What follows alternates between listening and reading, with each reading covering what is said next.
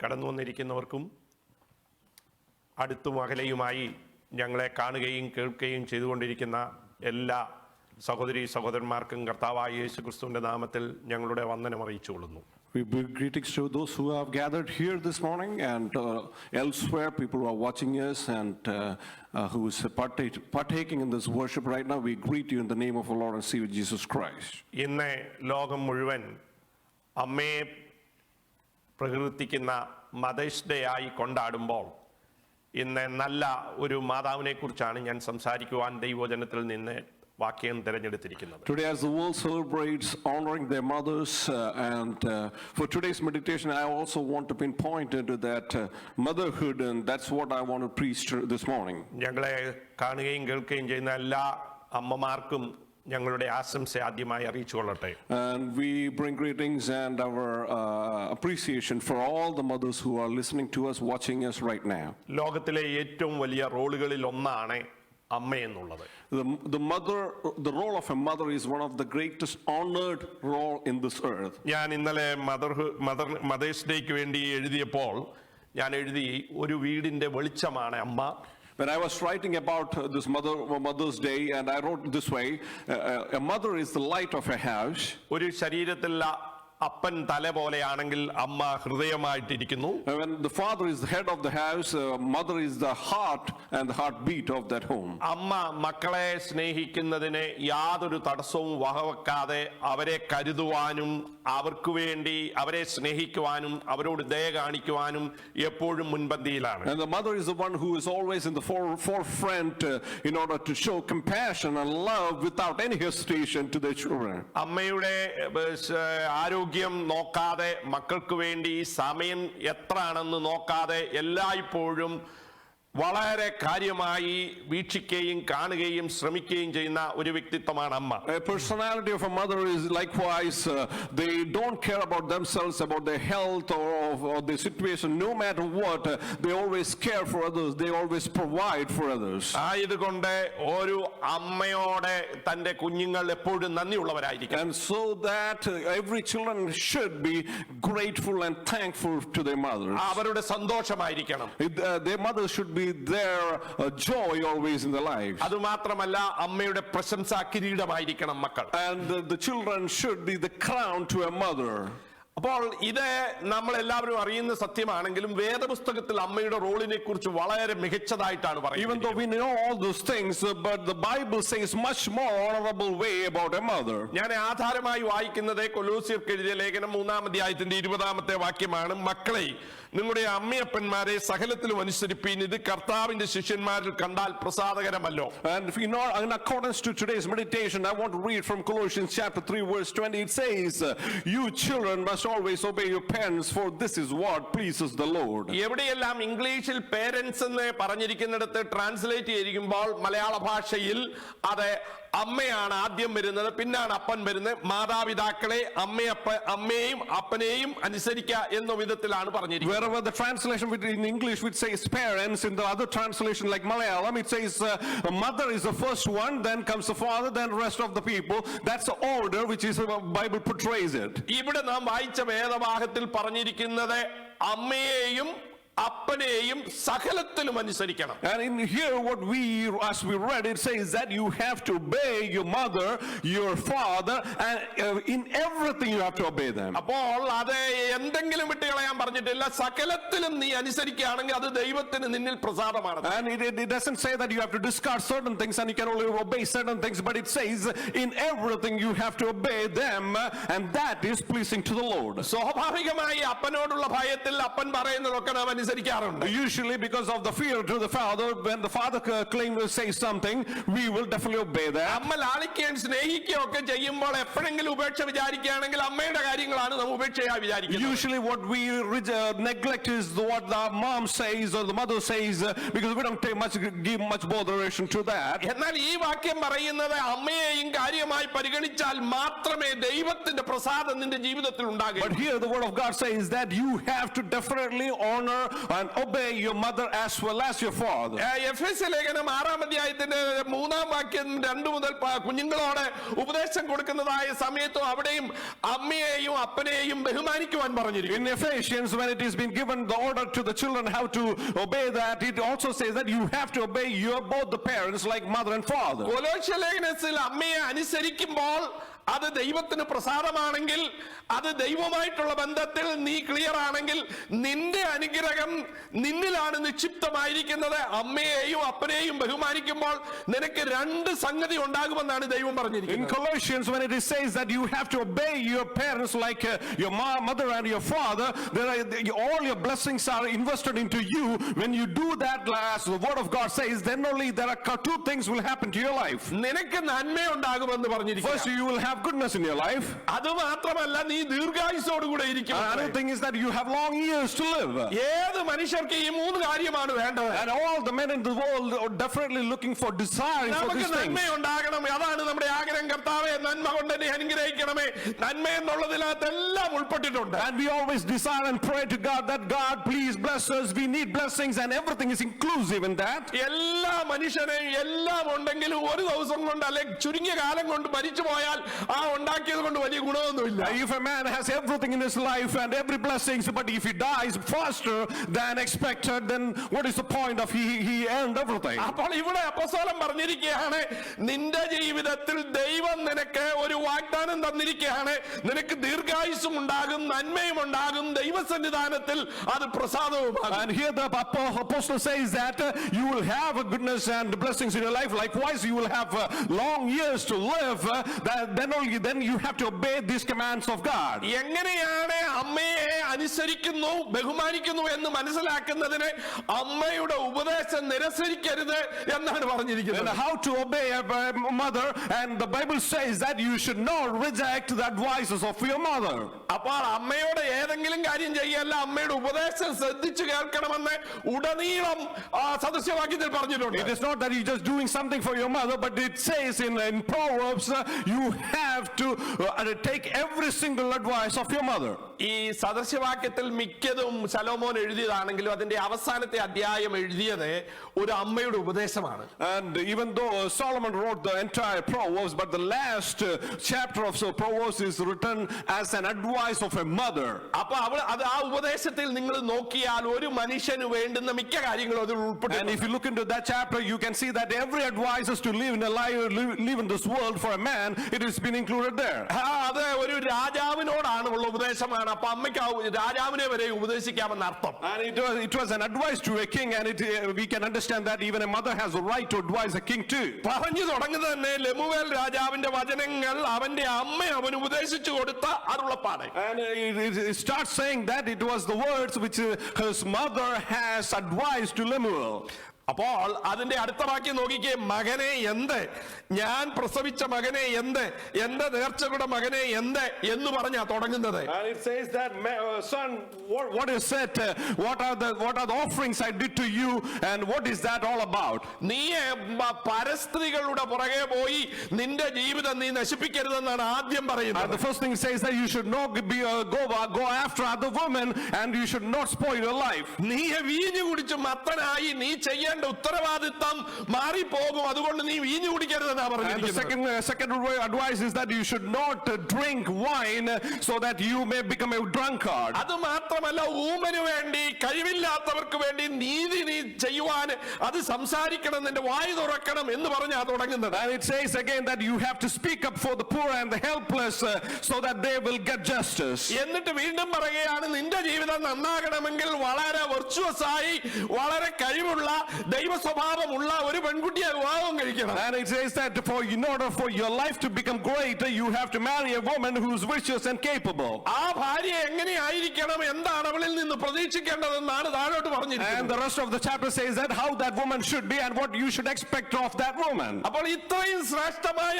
ഉപദേശം കൊടുത്തത് ഒരമ്മയാണെന്നാണ്. And this great advice is given by a mother itself. ഏതായാലും ഈ മനുഷ്യൻ അമ്മയ്ക്ക് വലിയ സ്ഥാനം കൊടുത്തത് കൊണ്ടാണല്ലോ അമ്മ ഉപദേശിച്ചു വെച്ചത് എഴുതി വെച്ചിരിക്കുന്നത്. And we can understand that this man has honored his mother so valuably.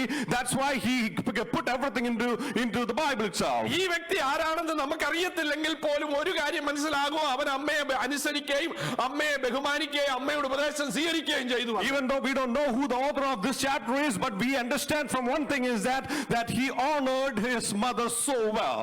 അമ്മയ്ക്ക് ഇതൊക്കെ ചെയ്യാമെങ്കിലും അമ്മയുടെ ജീവിതം അത്ര എളുപ്പമുള്ളതല്ല വേദപുസ്തകത്തിന്റെ അടിസ്ഥാനം. Even though the mother can do all those things, but her life is not that easy as we think. വേദപുസ്തകത്തിലെ പ്രസിദ്ധന്മാരായവരുടെ ഭാര്യമാരായി അമ്മയായപ്പോൾ അവരുടെ ജീവിതത്തെ ഒന്ന് പെട്ടെന്ന് ഒന്ന് ഓടിച്ചു നോക്കിക്കേ. And we can look into the life of the greater people in the Bible, those who their mothers, how they are. ആദ്യത്തെ അമ്മയായ ഹവ്വയെ നോക്കെ ചില നാളുകൾ കഴിഞ്ഞപ്പോൾ തന്റെ ഒരു മകൻ മറ്റൊരു മകനെ തല്ലിക്കൊല്ലുന്ന ആ ദുഃഖം നിങ്ങളൊന്ന് കണ്ടു നോക്കിക്കേ. Now for the first woman, the first mother in the Bible, you will look into her firstborn son has killed his own brother, and see the pain and suffering she's going through at that moment. പ്രത്യേകിച്ച് താൻ ദൈവസന്നിധാനത്തിൽ ചെയ്യരുതാത്തൊരു കാര്യം ചെയ്ത് വരുത്തി വെച്ച പാപത്തിന്റെ ഫലമായി കൊലപാതകൻ തന്റെ കുടുംബത്തിൽ തന്നെ കയറി കൂടിയപ്പോൾ അമ്മയുടെ ദുഃഖം, അമ്മയുടെ ഹൃദയത്തിന്റെ വ്യഥ, അമ്മയുടെ വിഷമം നമുക്ക് പറഞ്ഞറിയിക്കാൻ കഴിയുകയില്ല.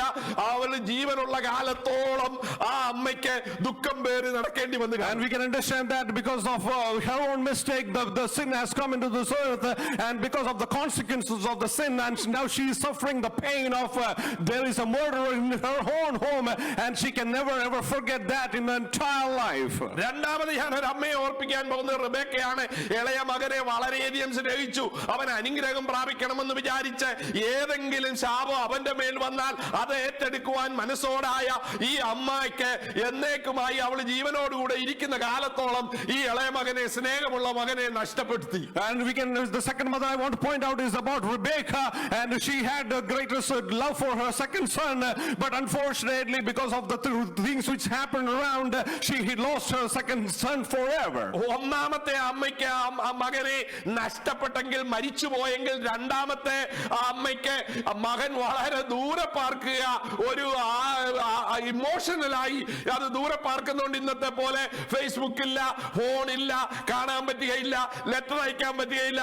അത് ഒരു മരണം പോലെ ഇമോഷണലായി അവളുടെ മകൻ അവളിൽ നിന്ന് എന്നേക്കും മരിച്ച ദുഃഖം നിങ്ങളൊന്ന് ചിന്തിച്ചു നോക്കി. You can think about the first mother lost her son to death, and the second mother, now she is suffering even though he is alive, but he ran away from his own home, and there is no communication, and she doesn't know where he is living, even though she knows that he doesn't know he is alive or not, but she is carrying the pain of that excruciating pain and the suffering emotional burden in her heart. മൂന്നാമത്തെ അമ്മ ലേയാണ് ഞാൻ എടുക്കുന്നത്.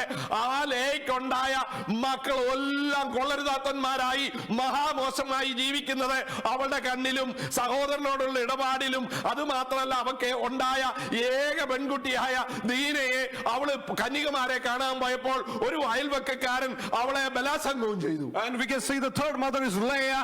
We can see that all the sons born to her were wicked people, and they have lost in this world. And she had one daughter, Dina, and when she went to see the virgins out there, and the neighbor guy, the neighbor person has raped her, and she's having a lot of sufferings in her own life likewise. ഇവരെല്ലാം വളരെയധികം മനോവേദനയോടുകൂടെ ഭാരപ്പെട്ടാണ് അവരുടെ മക്കളെ വളർത്തിയതും ജീവിച്ചതും എന്ന് വേദപുസ്തകം വായിക്കുന്നു. The Bible says that they all carried a lot of burden about their own children, and they went through a lot of emotional stress in order to bring up their own children. അപ്പോൾ അമ്മ നല്ലതായിരുന്നാലും മക്കൾ ശരിയാകണമെന്നൊന്നും അർത്ഥമില്ല. It does not mean that if the mother is good, that does not mean that the children will be good as well. അനേക അമ്മമാരും ഇതുപോലെയുള്ള വിഷമത്തിലും ഭാരത്തിലും ദുഃഖത്തിലും കടന്നു പോകുന്നവരാണെന്നാണ് വേദപുസ്തകം നമ്മെ പഠിപ്പിക്കുന്നത്. The Bible says that a lot of women, a lot of mothers have been gone through a lot of distress likewise. എന്നാൽ ഇങ്ങനെയുള്ള ജീവിതശൈലിയിൽ കർത്താവിൽ ആശ്രയിക്കുകയാണ് അമ്മയ്ക്ക് സന്തോഷകരമായ ജീവിതം ചെയ്യാൻ കഴിയുന്നതെന്നും വേദപുസ്തകം പഠിപ്പിക്കുന്നു. And the Bible teaches us that on all these circumstances, the only thing you have is to trust in the Lord and just to trust in His commands. നിങ്ങൾ നോക്കിക്കേ, മോശയുടെ അമ്മ യോഖേബാദ് 3 മാസം കുഞ്ഞിനെ വീട്ടിൽ ഒളിപ്പിച്ചു വെച്ചു. And we can see that Moses, the mother of Moses, Jochebed, has hid Moses inside her home for 3 months. 3 മാസം കഴിഞ്ഞ ഉടനെ ആ കുഞ്ഞിനെ ഒരു കൊച്ചു പെട്ടകം ഉണ്ടാക്കി കീലും തേച്ചിട്ട് വലിയ നൈൽ നദിയിലേക്ക് ഇടുക. അവിടെ വലിയ മീനുണ്ട്, മുതലയുണ്ട്, എന്തുമുണ്ട്, എന്തും സംഭവിക്കാം. And we can see that for 3 months she couldn't keep further in her home. She made a small ark and put this child inside that and threw that child into the Nile River. ഞാൻ വിശ്വസിക്കുന്നത് ദൈവത്തിൽ ആശ്രയിച്ചിട്ടാണ് അവൾ അത് ചെയ്തത്. ദൈവം അവിടെ ഒരു മിറക്കിൾ ചെയ്തില്ലായിരുന്നെങ്കിൽ ഈ അമ്മയെ കുറിച്ച് നമ്മളൊക്കെ എന്തോ പറയുമായിരുന്നു. And we can understand that probably she must be trusting in the Lord, that Lord will do a miracle. But think about it this way, if there was no miracle happened, how would we call this mother what kind of woman she is? ദൈവം പ്രത്യേകമായി ഇടപെട്ട് മോശയുടെ ജീവിതത്തെ രക്ഷിച്ചില്ലായിരുന്നെങ്കിൽ എല്ലാവരും പറയാം അവളെ പോലെ ഒരു ക്രൂരയായ അമ്മയുണ്ടോ, എന്തവാ കാണിച്ചത്, ആ വെള്ളത്തിൽ കൊണ്ടിടണമോ, ഏതായാലും കളഞ്ഞ് അങ്ങനെയൊക്കെ പറഞ്ഞ് നമ്മൾ ഇതുപോലുള്ള പ്രസംഗങ്ങളും ഉണ്ടാക്കി. And if God wouldn't have saved Moses and did all these miracles, we would have also priests like this way, that she is the worst mother of this world in the entire history of mankind because she threw her own child into the Nile River. എന്നാൽ ജനിച്ചപ്പോൾ അവനൊരു അസാധാരണ മനുഷ്യനാണ്, പുത്രനാണ്, കുഞ്ഞാണ് എന്ന് കണ്ടതുകൊണ്ട് അവൾക്കൊരു വിശ്വാസമുണ്ടായിരുന്നു. വീണ്ടെടുപ്പുകാരൻ 4ാം തലമുറയിൽ കടന്നു വരണമെന്നുള്ള വാഗ്ദാനമുണ്ടായിരുന്നു. ഇതിന്റെ എല്ലാം അടിസ്ഥാനത്തിൽ അവൾക്ക് കഴിയാതെ വന്നപ്പോൾ ദൈവത്തിൽ ആശ്രയിച്ച് അവൾ ആ കുഞ്ഞിനെ ഈ നദിയിലേക്ക്. But we can understand she knew that this child, when he was born, he was an extraordinary child, and on the 4th generation through him the Redeemer shall come into this earth.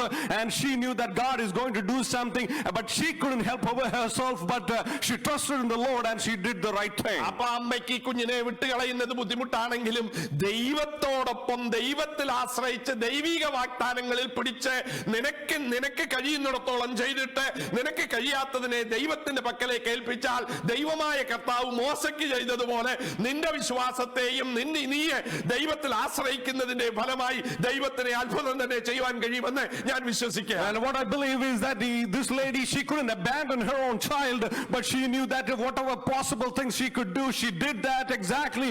And the rest of the things she left it to the God's hands, and she trusted the Lord with everything what she had, and she left that child into the river. And likewise in our lives, whatever you can do, and if you leave the rest to God, God will take care of it. ദൈവത്തിന്റെ കരങ്ങളിൽ വിശ്വസിച്ചേൽപ്പിച്ച് നിനക്ക് ചെയ്യാവുന്നതിന്റെ maximum ചെയ്തു കഴിയുമ്പോൾ ദൈവത്തിന്റെ പദ്ധതി പ്രകാരം ദൈവം നിന്റെ അടുക്കലേക്ക് വരികയും നീ പ്രതീക്ഷിക്കാത്തത്, നീ സ്വപ്നം കാണാത്തത്, നിന്റെ ഭാവനയിൽ ഒരിക്കലും ഇല്ലാത്തത് ദൈവത്തിന് ചെയ്തെടുക്കാൻ കഴിയുമെന്നുള്ളതിന് ദൈവം തന്ന സാക്ഷ്യമാണ് മോശ. And Moses is the testimony to us this day which stands. If you do whatever you can, and the rest of the things, if you leave it into the hands of God and trust that God can do greater things, better than what you can expect, or better than you decide, and God can do greater things in your life.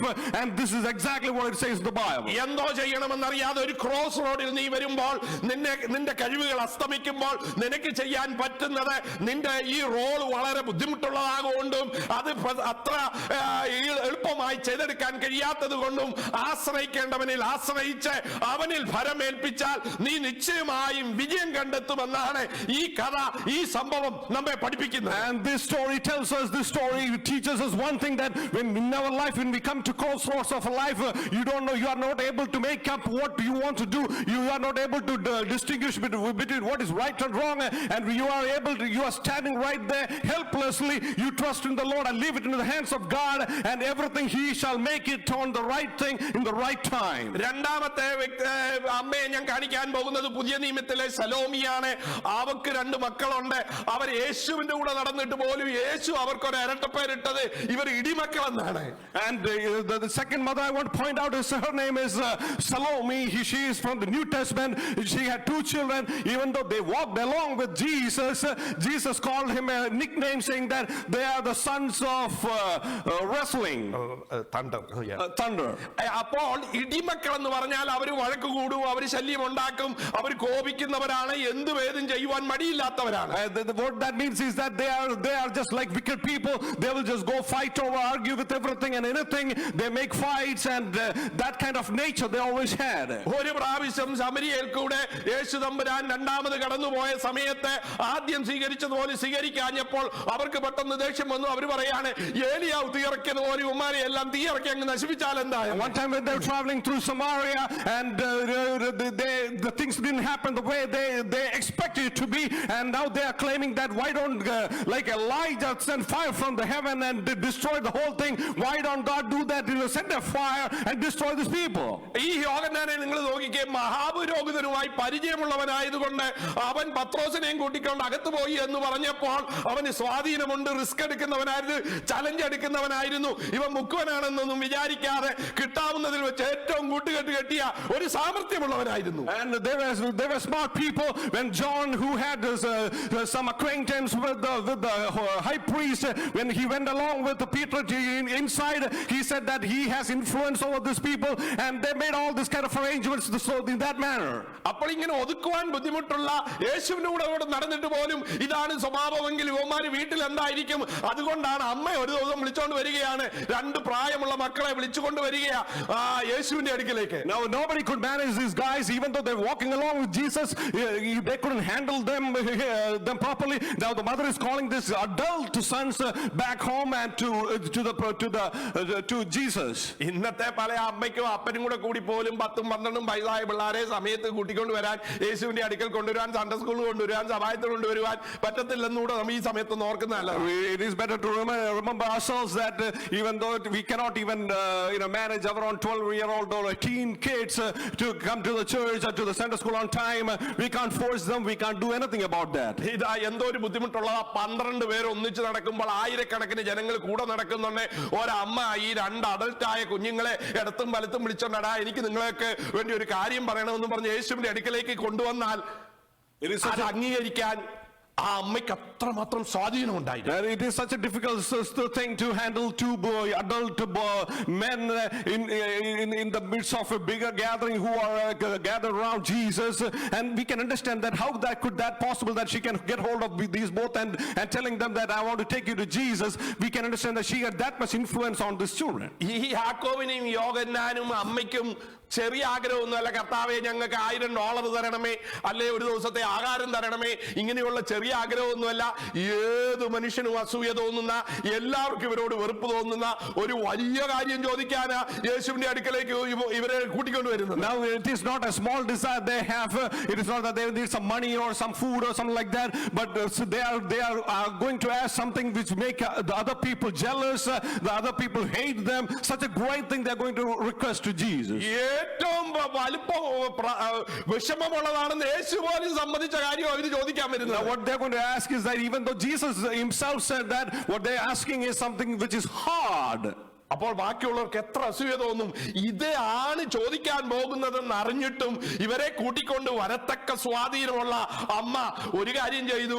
ഏതായാലും ഇവന്മാരെ എല്ലാ വിധത്തിലും വെളിയിലൊന്നും അത്ര ശരിയല്ല, അതുകൊണ്ട് യേശുവിന്റെ അടുക്കലേക്ക് കൊണ്ടുപോകാൻ തീരുമാനിച്ചു. Now it is so hard to manage these guys outside.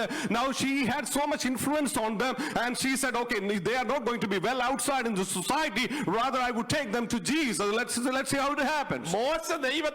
മോശയുടെ അമ്മ ദൈവത്തിൽ ആശ്രയിച്ച് ഈ കുഞ്ഞിനെ വെള്ളത്തിലിട്ടെങ്കിൽ ഇവരുടെ പ്രശ്നം, ഇവരുടെ കാര്യം കൈകാര്യം ചെയ്യുവാൻ യേശു തമ്പുരാന്റെ അടുക്കലേക്ക് അമ്മ കൂട്ടിക്കൊണ്ടുവരികയാണ്. Now we can see that the mother of Moses trusted in God and threw the son into the Nile River. Now here we see that in order to handle these guys properly, they are bringing that to her children to Jesus.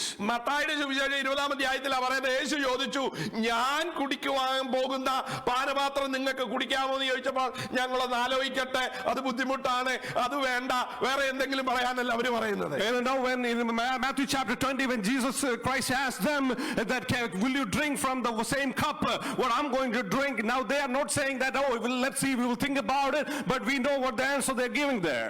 അവരെ നല്ല വാക്ക് പറഞ്ഞതല്ല, അവര് പറഞ്ഞു ഞങ്ങൾ കുടിക്കാൻ റെഡിയാണെന്ന് പറഞ്ഞു. Now they didn't say something to please Jesus, but they said boldly saying that we will drink from the same cup. അപ്പോൾ പത്രോസിനോട് പറഞ്ഞ പോലെ യേശു പറഞ്ഞില്ല, നീ പറയുന്നത് എന്താ, നീ എന്നെ ഇന്ന് തള്ളി പറയും, നീ പറയുന്നൊന്നും ശരിയല്ലെന്നൊന്നും അല്ല ദൈവം പറഞ്ഞത്, നിങ്ങൾ പറഞ്ഞതുപോലെ ഞാൻ കുടിക്കുന്ന കപ്പ് നിങ്ങൾ കുടിക്കും നിശ്ചയം എന്ന് ഉറപ്പിച്ചു പറയും. Now Jesus didn't talk back to Peter saying that, hey, you are just simply saying these words, you are going to forsake me, disown me later, but what Jesus said that definitely and surely you shall drink from the same cup what I drank. അപ്പോൾ ഈ strong വില്ലുള്ളവരും നിന്നെ ചിലപ്പോൾ അനുസരിക്കാത്തവരും വെളിയിൽ problem ഉണ്ടാക്കുന്നവരെയും പ്രശ്നം തീർക്കുവാനായിട്ട് നീ കൊണ്ടുവരേണ്ടത് നിന്റെ പ്രശ്നം നിനക്ക് കൈകാര്യം ചെയ്യാൻ കഴിയത്തില്ലെങ്കിൽ യേശുവിന്റെ അടുക്കലേക്ക് വന്നാൽ നിന്റെ ജീവിതത്തിന്റെ പണി അതോടുകൂടെ തീരും. നിനക്ക് ഏൽപ്പിക്കേണ്ടവന്റെ അടുക്കൽ ഏൽപ്പിച്ചാൽ അവിടെ ദൈവം വ്യത്യസ്തമായി അത്ഭുതങ്ങളും അടയാളങ്ങളും ചെയ്യും. അവരുടെ ജീവിതം എത്രയോ ശ്രേഷ്ഠമായി എന്നാണ് നാം വായിക്കുന്നത്. Now what we read is that many times we may not be able to manage and handle our own problems, but if you bring your problems to Jesus Christ, to the presence of God, and he will be able to do things which you will just leave it there into his hands, and he will take care from that. That's the starting moment. God will build it up better than the way you can ever even dream of. അപ്പോസ്തലന്മാരുടെ കൂട്ടത്തിൽ ആദ്യമായി കർത്താവിന് വേണ്ടി രക്തസാക്ഷിയായത് ഇവരിൽ ഒരു സഹോദരനായ യാക്കോബാണ്. And among the apostles, the first martyr was one of them, one of these two kids. It's James. അവനെ കുറിച്ച് വലുതൊന്നും പറഞ്ഞിട്ടില്ലെങ്കിലും നമുക്ക് സാഹചര്യത്തിന്റെ തെളിവിൽ നമുക്ക് മനസ്സിലാക്കാൻ കഴിയും. ആ സ്തേഫാനോസിനെ കൊന്നത് സ്തേഫാനോസ് കുത്തിയിരുന്നത് കൊണ്ടല്ല, ഒളിച്ചിരുന്നത് കൊണ്ടല്ല.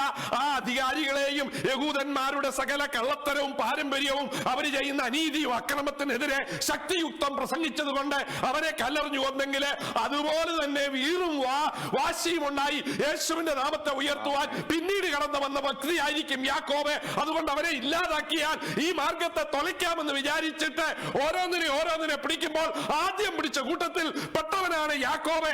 ആയതുകൊണ്ട് യാക്കോബ് എത്രമാത്രം യഹൂദന്മാർക്കും ഹെരോദാവിനും ശല്യം ചെയ്തു എന്നുള്ളത് നമുക്ക് ഊഹിക്കാവുന്നതേ ഉള്ളൂ.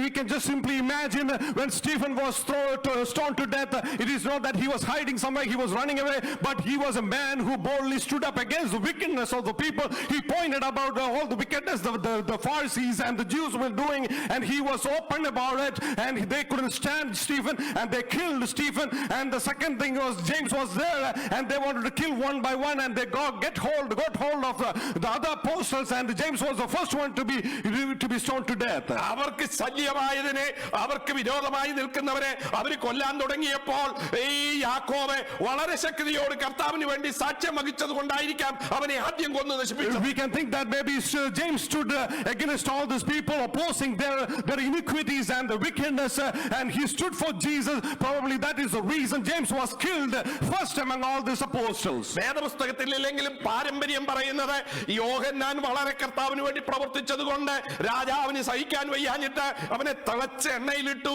പക്ഷെ അവിടെയും ദൈവം അവനോട് കൂടെ ഇരിക്കുകയും അതിനുശേഷം പത്മോസിൽ വിട്ടു.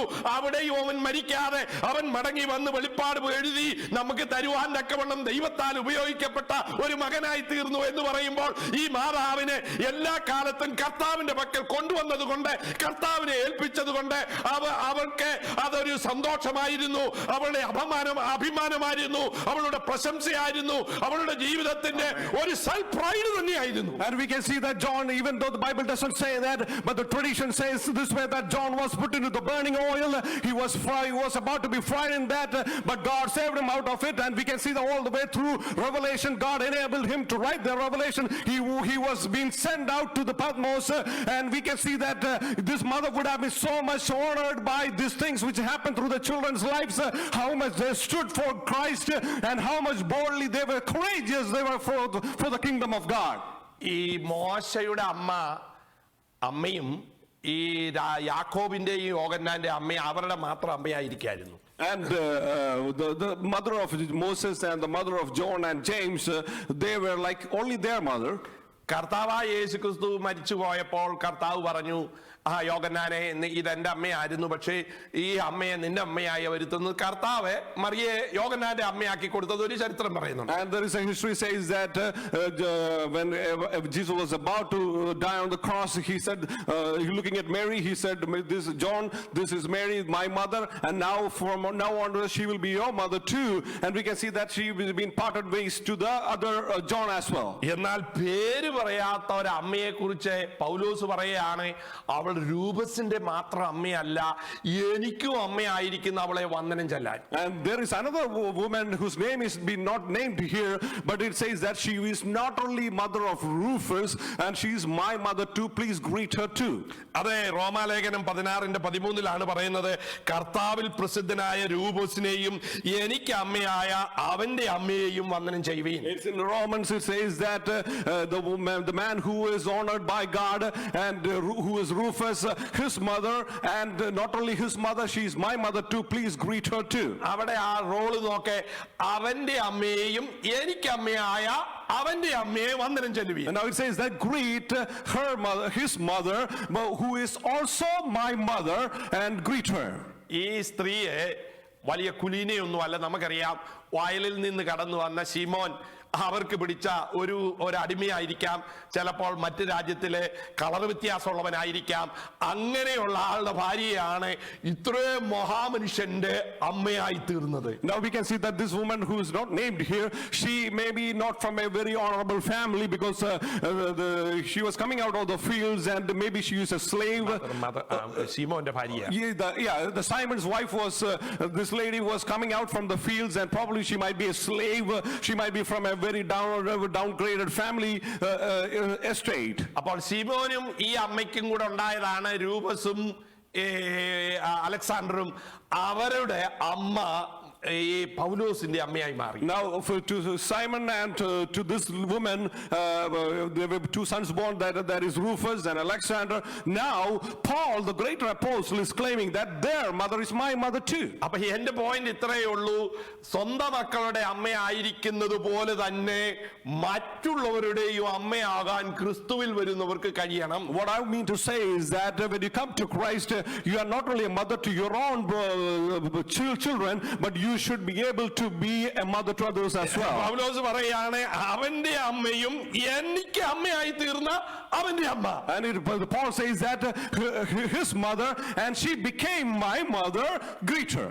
അപ്പോൾ അമ്മയുടെ റോൾ എന്ന് പറയുന്നത് സ്വന്തം കുഞ്ഞുങ്ങളെ മാത്രമല്ല, ക്രിസ്തുവിൽ വരുമ്പോൾ മറ്റുള്ളവരുടെയും മദറാകുവാൻ ദൈവം നിന്നെ സഹായിക്കുമെന്നാണ് അതിന്റെ. And the role of a mother in the Bible, it says that when you come to Christ, you are not only mother to your biological children, but you can be a mother to others as well. പിന്നെ ഈ അമ്മയ്ക്ക് ഒരു വലിയ role വേദപുസ്തകത്തിൽ പറഞ്ഞിട്ടുണ്ട്, പ്രായം ചെന്നാലും പരിപാടി തീരത്തില്ലെന്ന്. And there is another bigger role. The Bible says even though you are old age, your duties should still not conclude. Old age എന്ന് ഞാൻ പറഞ്ഞതിന്റെ കാരണം അവിടെ പറഞ്ഞിരിക്കുന്ന വൃദ്ധമാരെന്നാണ് വേദപുസ്തകം പറഞ്ഞിരിക്കുന്നത്. And old age, when I say is that the Bible says that they are old people. അവരെ വളരെ മാന്യമായി നടക്കണം, They have to walk in honorable way. എന്നിട്ട് അവരുടെ പെൺകുട്ടികളെ എന്തൊക്കെ പഠിപ്പിക്കണം? തീത്തോസിന്റെ ലേഖനം 2-ാം അധ്യായത്തിന്റെ 4-ാം വാക്യമാണ് ഞാൻ വായിക്കുന്നത്. 3 മുതലാണ് വൃദ്ധമാരോട് അമ്മച്ചിമാരോട് പറയുന്നത്, നിങ്ങളുടെ ജോലിയാണ് ദൈവവചനം മറ്റ് സ്ത്രീകൾ, ഭാര്യമാരെ, അമ്മമാരെ, നാളത്തെ അമ്മമാരെ, ഇന്നത്തെ ഭാര്യമാരെ ദൈവവചനം ദുഷിക്കാതിരിക്കേണ്ടതിന് വേണ്ടി അവരെ എന്തോ ചെയ്യണം? ഭർത്താക്കന്മാരെ സ്നേഹിക്കാൻ പഠിപ്പിക്കണം. Now I'm reading from Titus chapter 2, and it says that even though you are at the old age, you have to teach your young women, your daughters, how to obey and behave well to your husbands. അപ്പോൾ നീ ഭർത്താവിനെ സ്നേഹിച്ചാലല്ലേ നിന്റെ മകളെ നിനക്ക് ഭർത്താവിനെ സ്നേഹിക്കാൻ പഠിപ്പിക്കാൻ പറ്റുകയുള്ളൂ. And only when you do the same, you can only teach your children how to do the same thing, like to honor your husbands and to take care of their homes. അപ്പം മക്കളെ മാത്രമല്ല, ക്രിസ്തുവിലുള്ള മക്കളെ മാത്രമല്ല, സ്വന്തം ഭർത്താക്കന്മാരെയും സ്നേഹിക്കാൻ ഈ പ്രിയപ്പെട്ടവരെ പഠിക്കണമെന്നാണ് പൗലോസ് പറഞ്ഞിരിക്കുന്നത്. Now Paul says that not only your children, not only your other children, but you have to be able to love your husbands, and you have to teach that to the daughters. അതിവിടെ ഈ രണ്ടും പറഞ്ഞിട്ടുണ്ട്, ഭർത്തൃപ്രിയരും പുത്രപ്രിയരുമായിരിക്കണം. And it says that you should be loving their husbands and loving their children. എന്നിട്ട് പറയാണ്, നല്ല സുബോധമുള്ളവരായി എന്ത് ചെയ്യുന്നു, എന്ത് പറയുന്നു എന്നറിയുന്നവരെയാണ് സുബോധമുള്ളവരെന്ന് പറയുന്നത്. And it again says that you should be wise and be pure. അപ്പൊ സുബോധം എന്ന് പറയുമ്പോൾ നമ്മൾ എപ്പോഴും സോബർ എന്ന് പറയുമ്പോൾ എന്താണ് ചെയ്യുന്നത്?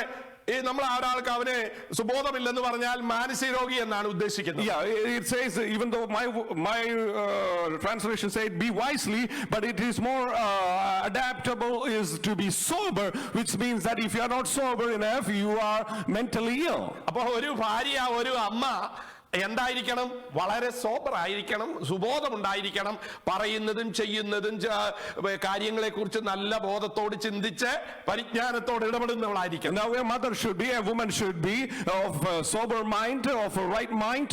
She should be able to handle and understand things in the wise way. അത് വയസ്സെന്ന് പറയാനും കുഴപ്പമില്ല. വേദപുസ്തകത്തിലെ വയസ്സെന്ന് പറഞ്ഞാൽ കാര്യകാരണ സഹിതം സംഗതികളെ വിവേകിച്ച് വിവേകത്തോട് പെരുമാറുന്നവരെയാണ് വയസ്സെന്ന് പറഞ്ഞിരിക്കുന്നത്. The Bible, even though it says wise means that who has the wisdom to understand the right thing in the right time and to say the right things. പിന്നെ പാതിവൃത്യമുള്ളവളായിരിക്കണം. And it says you should be pure, വീട്ടുകാര്യം നോക്കുന്നവളായിരിക്കണം. and you should be able to take care of your homes. ദയയുള്ളവരായിരിക്കണം. You should do good, ഭർത്താക്കന്മാർക്ക് കീഴടങ്ങുന്നവർ, and to be submissive to their husbands. അപ്പൊ കീഴടങ്ങുകയും വേണം, സ്നേഹിക്കുകയും വേണം ഭർത്താവിനെ. And you, not only that you love for them, you have to submissive to your husbands. മക്കളെ സ്നേഹിക്കണം. ജീവിതത്തിൽ ദയയും സുബോധവും വേണം. And you have to love your children. You have to have be of sober mind, and you have to understand things. തന്റെ ജീവിതത്തെയും സൂക്ഷിക്കണം. And you have to take care of your own life. You should be pure enough. ഇതാര് പഠിപ്പിക്കണം?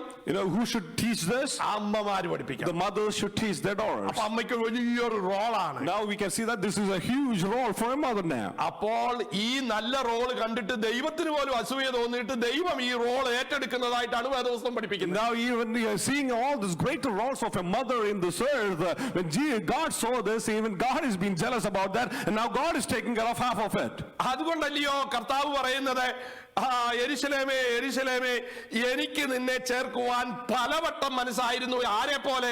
കോഴി തന്റെ കുഞ്ഞുങ്ങളെ ചിറകിൻ കീഴിൽ കയറ്റുന്നത് പോലെ, സുരക്ഷിതമാക്കുന്നത് പോലെ അമ്മയെ മോഡൽ എടുത്തിട്ടാണ്, ഒരു കോഴി അമ്മയെ കണ്ടിട്ടാണ് യേശു പറയുന്നത്, എനിക്കും നിങ്ങളോടുള്ള സ്നേഹം, താല്പര്യം, കരുണ, പ്രൊട്ടക്ഷൻ എനിക്ക് വെളിപ്പെടുത്തണമെങ്കിൽ കോഴി തന്റെ കുഞ്ഞുങ്ങളെ ചെയ്യുന്നത് പോലെയാണ് എന്ന് ആ റോൾ ഏറ്റെടുത്തിട്ടാണ് യേശു തന്റെ സ്വഭാവത്തെ വെളിപ്പെടുത്തുന്നത്. Now when Jesus explains about himself, he taught looking into Jerusalem, he says that, oh Jerusalem, I was having the great mind to get hold of you, to have you with me, but you can see that how he describes that like a hen, it gathers his chicken around his wings, like a mother who has compassion on his children. Likewise, that is the pattern where Jesus portrays himself about his character about Jerusalem. അപ്പോൾ രണ്ട് കാര്യമാണ് അവിടെ എൻ്റെ ഹൃദയത്തിൽ വന്നത്. ഒന്ന്, ദൈവം നോക്കുന്നുണ്ട് ഒരു അമ്മ എങ്ങനെയാണ് കുഞ്ഞുങ്ങൾക്ക് വേണ്ടി അധ്വാനിക്കുന്നത്, പണിയെടുക്കുന്നത്, അവരെ പ്രൊട്ടക്ട് ചെയ്യാൻ വേണ്ടി കാര്യങ്ങൾ ചെയ്യുന്നതെന്ന്. ദൈവം ഈ കോഴി കുഞ്ഞുങ്ങൾ പോലും അത് ചെയ്യുമ്പോൾ യഥാർത്ഥത്തിൽ മനുഷ്യ അമ്മമാരെ എന്ത് ചെയ്യുന്നുവെന്നും ദൈവം നോക്കുന്നുണ്ട്. There are two things came to my mind. One is that God is looking into every life of every mothers, how they are compassionate and they are taking care of the children like a hen. If they can gather the chicken around the wings, likewise how much more an earthly woman or mother can do, and God portrays that. ഇന്നത്തെ ലോകത്തിലെ അനേക മക്കളെ അമ്മയെ ബഹുമാനിക്കാതെ, സ്നേഹിക്കാതെ, കരുതാതെ മാറിപ്പോകുമ്പോൾ നീ ഓർക്കേണ്ടത്, നിന്റെ ഒരു പ്രവൃത്തിയും വൃഥാവായിട്ടില്ല. നീ ചെയ്യുന്ന ചെറിയ കാര്യങ്ങൾ പോലും നോട്ട് ചെയ്യുന്ന സ്വർഗത്തിലെ ദൈവമുണ്ട്.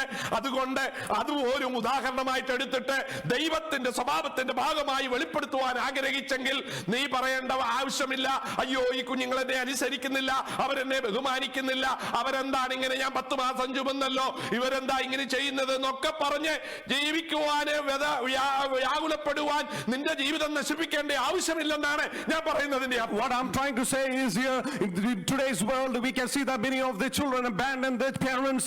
They don't obey them the way it should be. They don't love them. They are not compassionate or take care of them. When this comes into your life, you should not be discouraged. You should not be in any kind of pain and suffering because of that. You should understand one thing: God is looking into the hearts of every woman. They know your pain. They know your suffering. They know that God knows that your efforts are not in vain. Even God is taking the pattern of a mother's lively thing. ഒരിക്കലും ഒരു പെൺകുട്ടിയെ ഞാൻ council ചെയ്തപ്പോൾ അവൾ എന്നോട് പറഞ്ഞു, അമ്മ എപ്പോഴും പറയും ഞാൻ 10 മാസം ചുമന്നു. അമ്മ എന്നെ ചുമന്നെങ്കിൽ അമ്മയുടെ അമ്മയെ ചുമന്നില്ലയോ? അതുകൊണ്ട് എന്തോ ഇരിക്കുന്നു ഇത്ര കാര്യം പറയാനെന്ന് ചോദിച്ചു. One time when I was counseling a young lady, and she complained about her mother, saying that my mother always complains that I carried her for 10 months in my womb.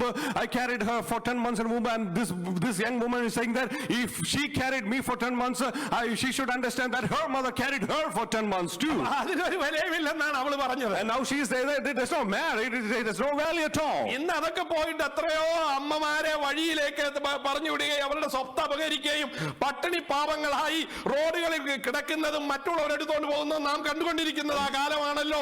21-ാം നൂറ്റാണ്ടിൽ വിദ്യാഭ്യാസവും സംസ്കാരവും ഉണ്ടെന്ന് പറയുന്ന മക്കൾ പോലും. Now even today's world we can see that many of these parents who have been abandoned into the streets, there is nobody to take care of them. They don't have no food. At the same time the children are living away from them. They don't take care of them, and even though they claim to be educated, they claim to be literate, they claim to be having money and all these positions in the society, but they just abandon them to the streets. അപ്പോൾ നീ നിന്റെ കുഞ്ഞുങ്ങൾക്ക് വേണ്ടി ചെയ്യുന്നത് മക്കളോ മറ്റുള്ളവരോ പരിഗണിച്ചില്ലെങ്കിലും നീ ചെയ്യുന്നത് എങ്ങനെയാണെന്ന് നോക്കിക്കണ്ടേ ആ റോള് കർത്താവ് മനുഷ്യർക്ക് മനസ്സിലാക്കി കൊടുക്കുവാൻ ഒരു കോഴി തന്റെ കുഞ്ഞുങ്ങളെ സൂക്ഷിക്കുന്നത് പോലെ കരുതുന്നത് പോലെ ഞാൻ ചെയ്യുന്നില്ലയോ എന്ന് പറഞ്ഞപ്പോൾ ദൈവം നിന്റെ ഓരോ പ്രവൃത്തിയും നോക്കുന്നുണ്ടെന്നാണ് അതിന്റെ അർത്ഥം. It means that even though your own children may not honor you, may not have any kind of affection towards you the way you wanted expected it, but don't worry about that. But God sees into your hearts. God look into every efforts you made yourself for your children, and even God takes a pattern of your own life, and He loves us the same way as a mother has compassion on His children. ഇവിടെ ആരും ഗണ്യമാക്കാത്ത കോടാനുകോടി കോഴികളെ ഓരോ ദിവസവും കൊല്ലുന്നുണ്ട് മനുഷ്യന്റെ ജീവിതത്തിന് വേണ്ടി. രണ്ടാമത് അതിനെയാണ് കർത്താവ് എടുത്തതെങ്കിൽ രണ്ടാമതെടുത്തത് ഏറ്റവും ഉയരത്തിൽ പാർക്കുന്ന ലോകത്തിലെ പക്ഷികളുടെ രാജാവായ കഴുകനെയാണ് ഉദാഹരണത്തിന് എടുക്കുന്നത്. And the second example what God is taking is about the eagle which flies so much high on the skies. ആ കഴുകനെ കുറിച്ചാണ് പറയുന്നത്. കഴുകൻ തന്റെ കുഞ്ഞുങ്ങളെ പറക്ക പഠിപ്പിക്കുവാൻ ശ്രമിക്കുമ്പോൾ അതിന്റെ താഴെ കൂടെ പറന്ന് എത്രമാത്രമാണ് ഡിസിപ്ലിൻ കൊടുക്കുവാൻ നാളത്തേക്ക് ജീവിക്കുവാൻ അഭ്യസിപ്പിക്കുന്നത്.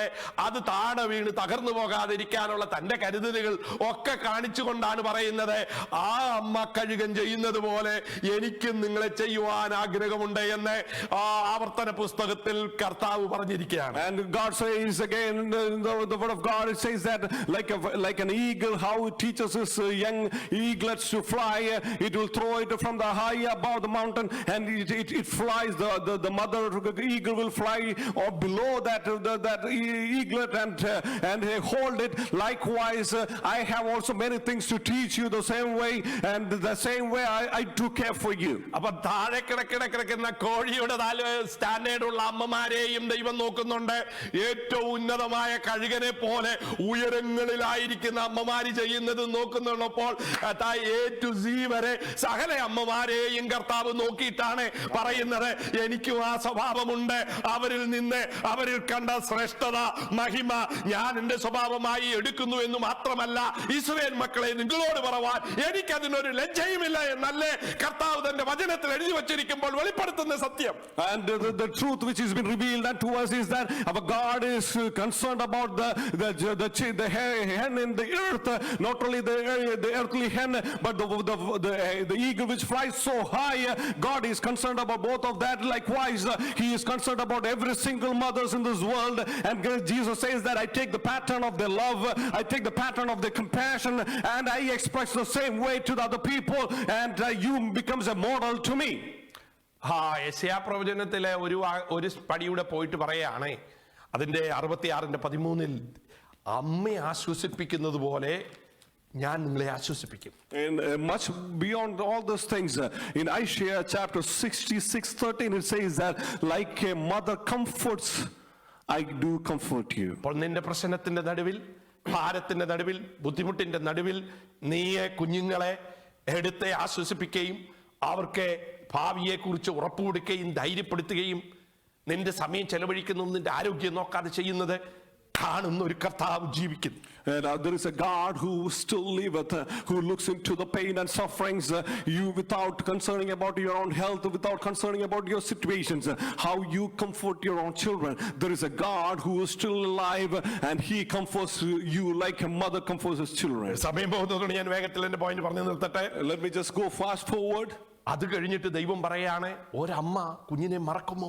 And next God says that will a mother can forget her children? അത് വളരെ ബുദ്ധിമുട്ടാണ്. മറന്നാൽ പോലും ആ അമ്മയും മറക്കാത്ത നല്ല അമ്മമാരുള്ളതുപോലെ ഞാനും നിന്നെ മറക്കില്ല. And God says that even a mother forgets his children, that is which is impossible, but even though it happens, I am a God who will never forget you. അമ്മമാര് മറക്കാറില്ല. ഞാൻ പല കുഞ്ഞുങ്ങൾ ജനിക്കുന്ന മുമ്പേ അബോർട്ട് ചെയ്ത അമ്മമാരെ കണ്ടിട്ടുണ്ട്, കൗൺസിൽ ചെയ്തിട്ടുണ്ട്. അവരുടെ ആ ദുഃഖം, അവരുടെ ഭാരം, അവരുടെ വിഷമം. കുഞ്ഞുണ്ടായിട്ടില്ല, വയറ്റിലുണ്ടായി, അത് ജീവിക്കാൻ വകയില്ലാതെ, അല്ലെങ്കിൽ വേറെ മോശമായ മാർഗത്തിൽ ഉണ്ടായിട്ട്, അല്ലെങ്കിൽ ബലാത്സംഗം ചെയ്തിട്ട് അവർ അബോർട്ട് ചെയ്ത് കഴിഞ്ഞിട്ട് പോലും അവരുടെ ഉള്ളിൽ ആ കുഞ്ഞിനെ ഓർത്ത് തേങ്ങുന്നത്, മറക്കാതിരിക്കുന്നത് ഞാൻ കണ്ടിട്ടുണ്ട്. There are many women I have met in my life. I counsel them. There are women who has lost their children. Not only after coming to this earth, maybe before that itself, they had some issues in abortions. They had to medically, they have to abort these children. We have seen the pain and suffering, and they will never ever forget that little thing which has evolved in their womb. They will never forget until they die. ഒരു step കൂടെ പോയി, ജനിച്ചിട്ട് ആ അമ്മ കുഞ്ഞിന്റെ മുഖത്ത് പോലും നോക്കാതെ അഡോപ്ഷൻ കൊടുത്ത കുഞ്ഞുങ്ങളെ കുറിച്ച് ഭാരപ്പെടുകയും, അവര് ജീവിച്ചിട്ട് അവർക്ക് പ്രായമായി അമ്മയെ തേടി വരുമ്പോൾ അവിടെ കാണുന്ന സന്തോഷവും, ആ അമ്മയെ, കുഞ്ഞെ ഞാൻ എന്റെ സാഹചര്യത്തിൽ ഇങ്ങനെ ചെയ്തു പോയി, ഞാൻ ഒരിക്കലും നിന്നെ മറന്നിട്ടില്ലെന്ന് പറയുന്ന എത്രയോ അമ്മമാരെ ഞാൻ കണ്ടിട്ടുണ്ട്. And we have seen many mothers who has given their children away for adoption because they couldn't take care of them because of their situations probably. But we see them when later in life they come back, and that reunion, the kind of joy they have when they reunite.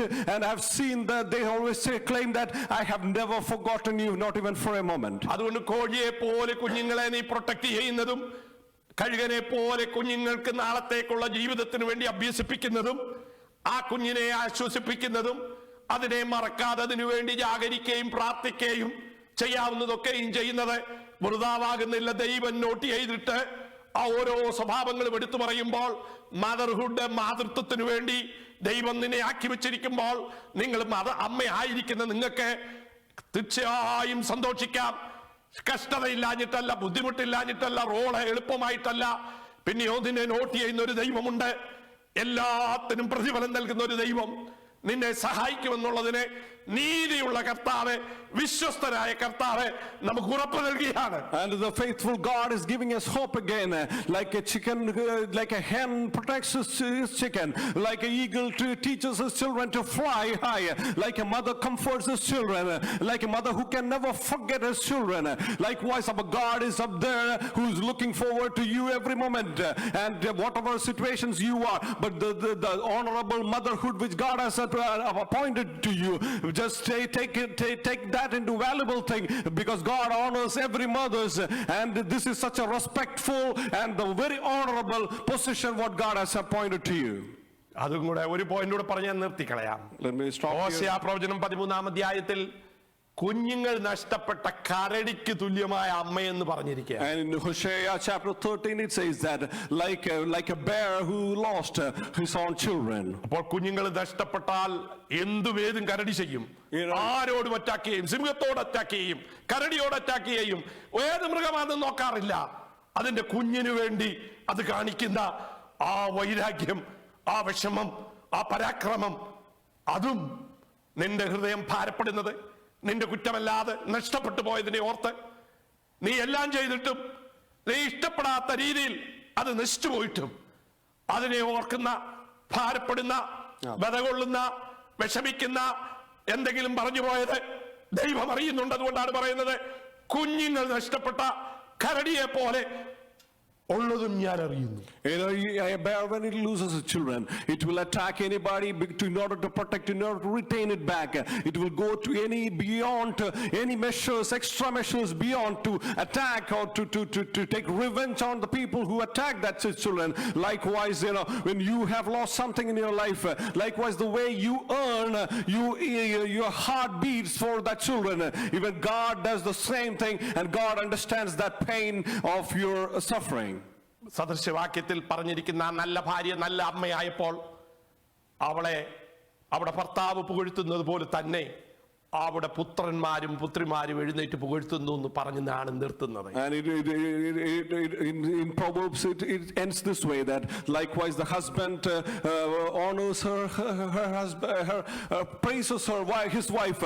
Likewise the children also praises their mother. അതുകൊണ്ട് ദൈവം ഓർക്കുക മാത്രമല്ല, മക്കളും ചെയ്യേണ്ടത് ചെയ്യണമെന്ന് ദൈവം പ്രതീക്ഷിച്ചുകൊണ്ടാണ് ആ പുസ്തകം അവസാനിപ്പിച്ചിരിക്കുന്നത്. Now that book ends with the saying, it's not only that God remembers you, but the children ought to be love your mothers and obey your parents. മാതൃത്വത്തെ കർത്താവ് ബഹുമാനിക്കുന്നു. And God honors motherhood.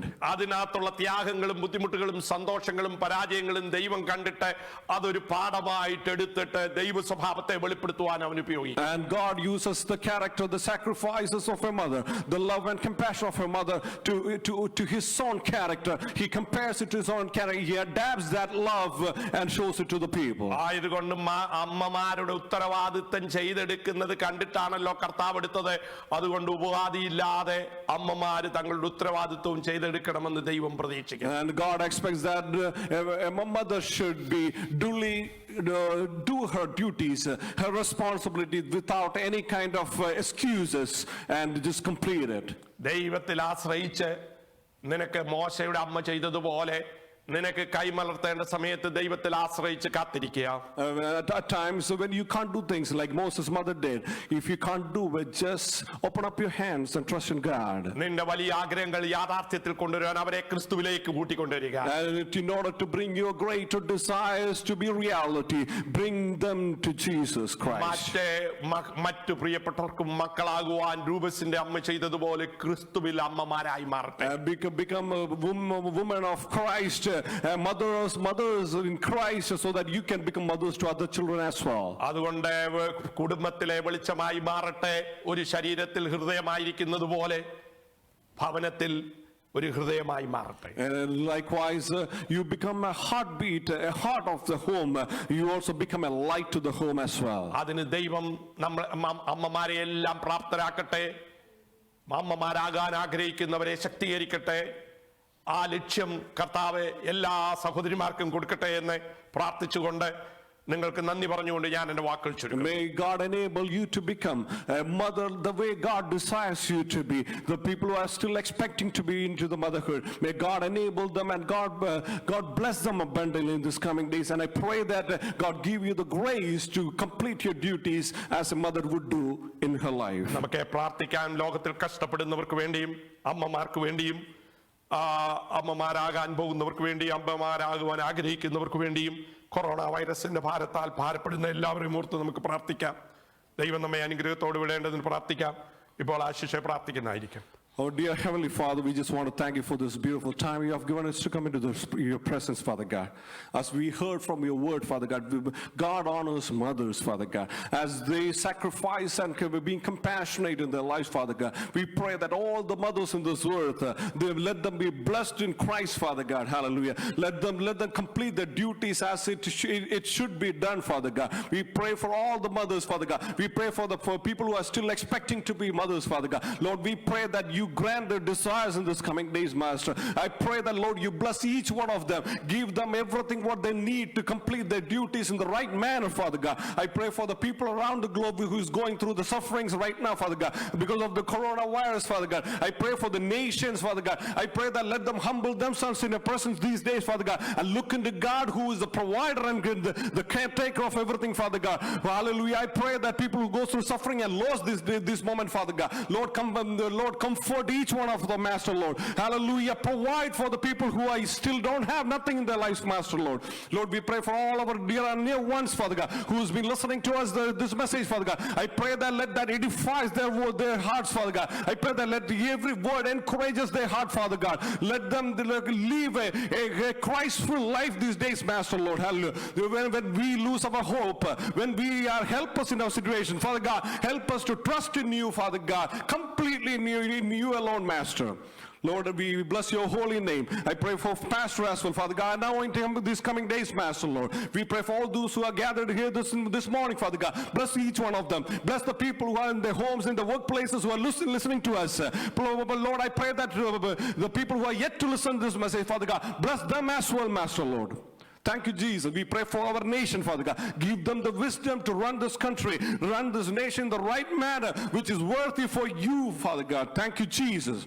As we depart from this place this moment, Master, let your presence go with us, Father God, until we all meet again, Father God. Let your presence dwell among us, Father God. Thank you, Jesus. Cover us with your precious blood, Master. In Jesus' precious name, I pray. Amen. Amen. കർത്താവായ ദൈവത്തിന്റെ സ്നേഹവും കർത്താവിന്റെ കൃപയും പരിശുദ്ധാത്മാവാൻ ദൈവത്തിന്റെ സംസർഗം കൂട്ടായ്മയും നമ്മളോടും നാം പ്രാർത്ഥിച്ച കാര്യങ്ങളോടും ലോകത്തുള്ള സകല മനുഷ്യവർഗത്തോടും എപ്പോഴും എന്നേക്കും ഉണ്ടാകുമാറാകട്ടെ. ആമേൻ. ദൈവം നമ്മെ അനുഗ്രഹിക്കുമാറാകട്ടെ. ഞങ്ങളെ കേട്ടുകൊണ്ടിരുന്നതിനായി നന്ദി. ഇത് നിങ്ങൾക്ക് സന്തോഷമായി എങ്കിൽ മറ്റുള്ളവർ കൂടെ ഷെയർ ചെയ്യുക. ദൈവം നമ്മെ അനുഗ്രഹിക്കുമാറാകട്ടെ. We thank you for listening to us this morning, and if it has encouraged your heart, please share this video to other people as well, and let them be also encouraged in their lives. If they are going through any distress in their lives, let these words be comforting unto them as well. May God richly bless all of you. Thank you. Praise the Lord.